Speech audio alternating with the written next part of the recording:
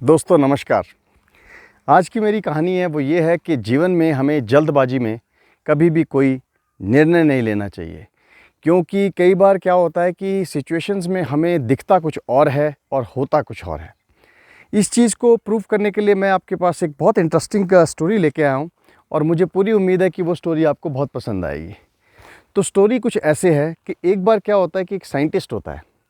तो साइंटिस्ट जो है वो जो टिड्डा होता है ना, टिड्डा ग्रास होपर जिसको बोलते हैं, जिसकी बहुत सारी टांगें होती है और वो जंप करता है, तो वो उस टिड्डे के बच्चे को लेके आता है अपनी लेबोरेटरी के अंदर। और जब वो लेबोरेटरी के अंदर उस टिड्डे के बच्चे को लेके आता है तो वो एक्सपेरिमेंट करने के लिए लेके आता है कि यार इसकी अगर मैं टांगें तोड़ूँ एक एक करके तो इसे क्या होता है। तो अब क्या था कि उसने पहले तो बच्चे को ट्रेन कर दिया, टिड्डे के बच्चे को, कि जब मैं बोलूँ कूदो तो तुमने कूदना है। तो बच्चा बड़ा हो गया था तो ट्रेंड हो गया था कि भैया जब ये कूदो बोले तो मैंने कूदना है। तो अब जब वो बड़ा हो गया तो उसने क्या किया, जो साइंटिस्ट था उसने उस टिड्डे को बोला कूदो, तो कूद के वो बहुत आगे तक चला गया। अब साइंटिस्ट ने क्या किया, उसकी एक टांग निकाल दी। फिर उसे बोला कूदो, अब वो जितना आगे गया उससे थोड़ा सा पीछे तक उसकी जंप लगी। फिर उसने दूसरी टांग निकाल दी, फिर बोला कूदो, फिर वो टिड्डा जो है थोड़ा और कम कूद पाया।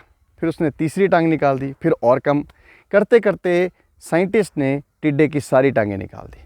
जब वो सारी की सारी टांगें निकाल दी और साइंटिस्ट ने कहा कूदो, तो टिड्डा जो है वो कूद नहीं पाया। तो अब साइंटिस्ट ने जो है पूरी दुनिया में डिक्लेयर कर दिया। और क्या डिक्लेयर किया सुनिएगा, बहुत इंटरेस्टिंग है। उसने ये डिक्लेयर किया कि अगर टिड्डे की, ग्रास होपर की, अगर एक एक करके टांगें निकाल ली जाएं तो उसकी जो सुनने की कैपेसिटी होती है ना, वो ग्रेजुअली कम हो जाती है।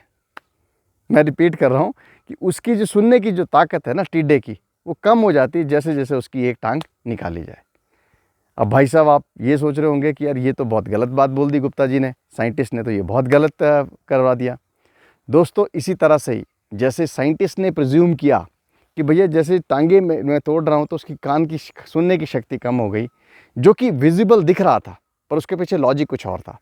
उसी तरह से दोस्तों लाइफ में जब कहीं कोई ट्रबल आती है, जब कोई प्रॉब्लम आती है, तो हमें ना दिखता कई बार कुछ और है और होता उसके पीछे कुछ और है। You getting my point? मैं कहने की ये कोशिश कर रहा हूँ कि लाइफ में ना सबसे पहले तो बी पॉजिटिव, बिकॉज अगर आप पॉजिटिव रहेंगे तो आपको ये पता है कि भैया जो भी भगवान मेरे साथ कर रहा है ना, या जो भी मेरे साथ हो रहा है, उसके पीछे कुछ ना कुछ अच्छा है। अगर ये मेंटेलिटी आपकी बन गई ना दोस्तों, तो आपको लाइफ में सेल्फ एक्चुअलाइज्ड और कंटेंटेड होने से कोई नहीं रोक सकता। रीज़न मैं बताता हूँ क्यों।